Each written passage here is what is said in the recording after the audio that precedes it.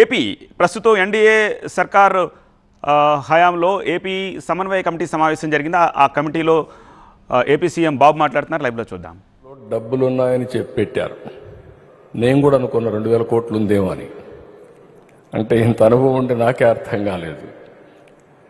చూస్తే 7,000 కోట్ల రూపాయలు 6,000 సంవత్సరంలో ఖర్చు పెట్టేసి ఖర్చు పెట్టిన డబ్బులకు అకౌంట్ చూపించలేకపోయారు. అంటే అక్కడ డబ్బులు లేదు, ఎక్కడా డబ్బులు లేదు, అది వేరే విషయం. కేంద్రం ఇచ్చిన డబ్బులన్నీ డైవర్ట్ చేసేశారు. ఏ అకౌంట్లో డబ్బులు లేదు, జీతాలు కూడా ఇవ్వలేని పరిస్థితి, చాలా సమస్యలు వచ్చాయి. అయితే చాకచక్యంగా 1 by 1 చేసుకుంటూ వచ్చాం. ఈ సందర్భంగా నేను ఒకటే మిమ్మల్ని అందరినీ కోరుతున్నాం, ఈరోజు మనం గెలిపించారు ప్రజలు. చాలా యాస్పిరేషన్స్ పెట్టుకున్నారు, మామూలు కాదు.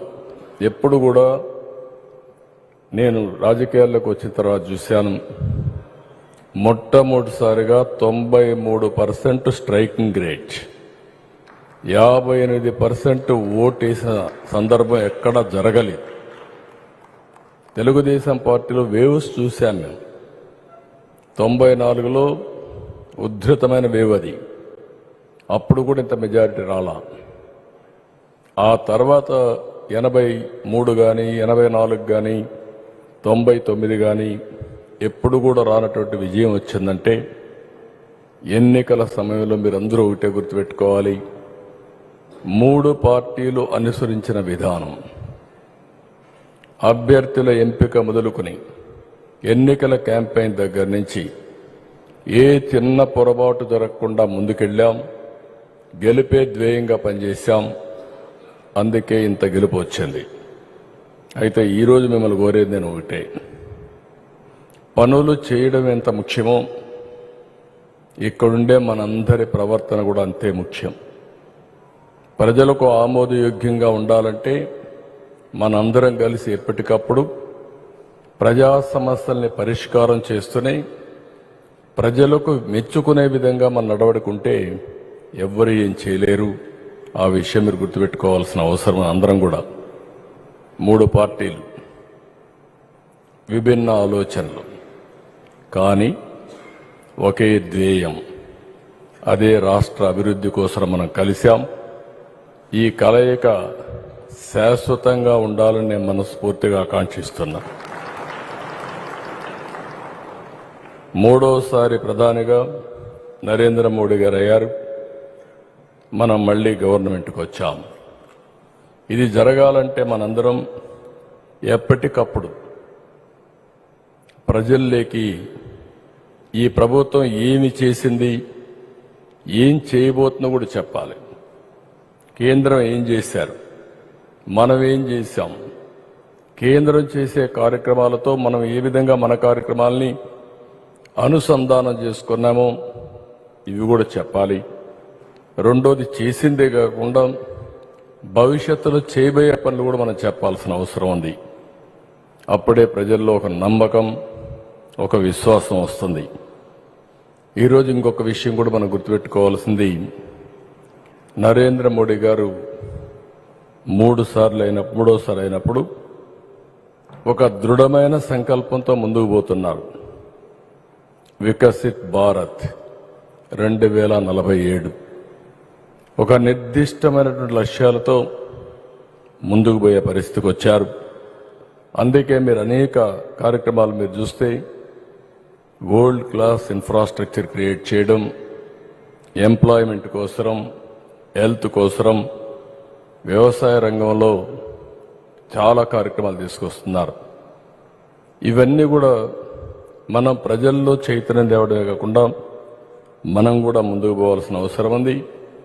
ఈరోజు వృద్ధులకి ఆయుష్మాన్ భారత్ కింద 70 ఏళ్ళు లేదా అంతకంటే ఎక్కువ వయసు ఉంటే అలాంటి వారందరికీ ఈరోజు ఆరోగ్య కవరేజ్ ఇచ్చే పరిస్థితికి వచ్చారు. దీనివల్ల 5 లక్షల వరకు ప్రతి ఒక్క కుటుంబానికి ఇచ్చే పరిస్థితికి వచ్చారు. 3 లక్షల కోట్ల రూపాయలు ఖర్చు పెట్టి ఇన్ఫ్రాస్ట్రక్చర్కి ముందుకు పోయే పరిస్థితికి వచ్చారు. మన రాష్ట్రంలో నేషనల్ హైవేస్ రాబోయే 3 సంవత్సరాల్లో 58,000 కోట్ల రూపాయలు ఖర్చు పెట్టడానికి ప్రణాళికలు సిద్ధంగా ఉన్నాయి. ఇక్కడ నేను ఒకటే మిమ్మల్ని కోరుతున్నా, మీ నియోజకవర్గాల్లో నేషనల్ హైవేస్ ఎక్కడున్నా దాన్ని ఫాస్ట్ ట్రాక్లో పెట్టడానికి ప్రయత్నం చేయండి. దానివల్ల మన రోడ్డు వ్యవస్థ అంతా కూడా బాగా వచ్చే పరిస్థితికి వస్తుంది. ఇంకొక పక్కన మీరు చూస్తే జల్ జీవన్ మిషన్ 50% కేంద్రం ఇస్తున్నారు, 50% మనం ఇవ్వాలి. ఈరోజు కేంద్రం ఇచ్చే డబ్బులు తీసుకోకుండా, ఇచ్చిన డబ్బులను కూడా సద్వినియోగం చేయకుండా ఈరోజు ఆ కార్యక్రమాన్ని పూర్తిగా నిర్వీర్యం చేసే పరిస్థితికి వచ్చారు. ఇప్పుడు నాకు ఏమాత్రం అనుమానం లేదు, ఆ మాట నేను కానీ డిప్యూటీ సీఎం గారు మాట్లాడుకున్నాం. తప్పకుండా మళ్ళీ కేంద్రాన్ని ఒప్పించి జల్ జీవన్ మిషన్ ద్వారా ప్రతి ఇంటికి కొళాయి ద్వారా నీళ్లు ఇస్తామని ఎన్డీఏ ప్రభుత్వం చాలా స్పష్టంగా చెప్పాం. మన మేనిఫెస్టోలో ఉంది, దాన్ని అమలు చేద్దాం. ఇంకొక పక్కన మీరు చూస్తే ఆశ్చర్యం వేస్తుంది, 990 కోట్ల రూపాయలు ఫైనాన్స్ కమిషన్ ఇచ్చిన డబ్బులు ఇవ్వకుండా అడ్డం పెట్టే పరిస్థితికి వచ్చాడు పంచాయతీలకు.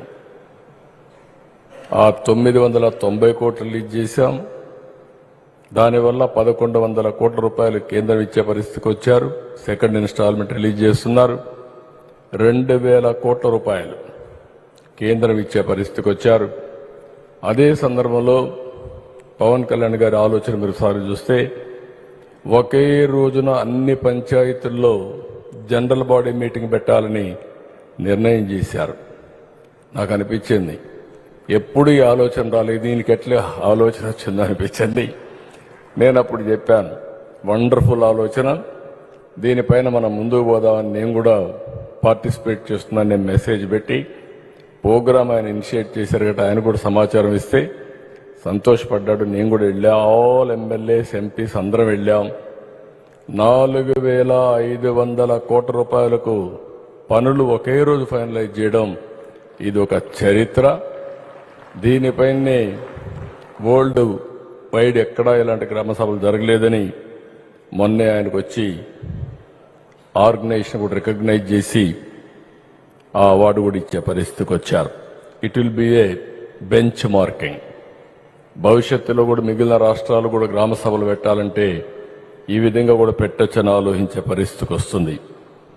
ఇంకొక పక్కన గ్రామాల్లో రోడ్ నెట్వర్క్స్ కోసం గవర్నమెంట్ ఆఫ్ ఇండియా 49,000 కోట్ల రూపాయలు ఖర్చు పెడుతున్నారు.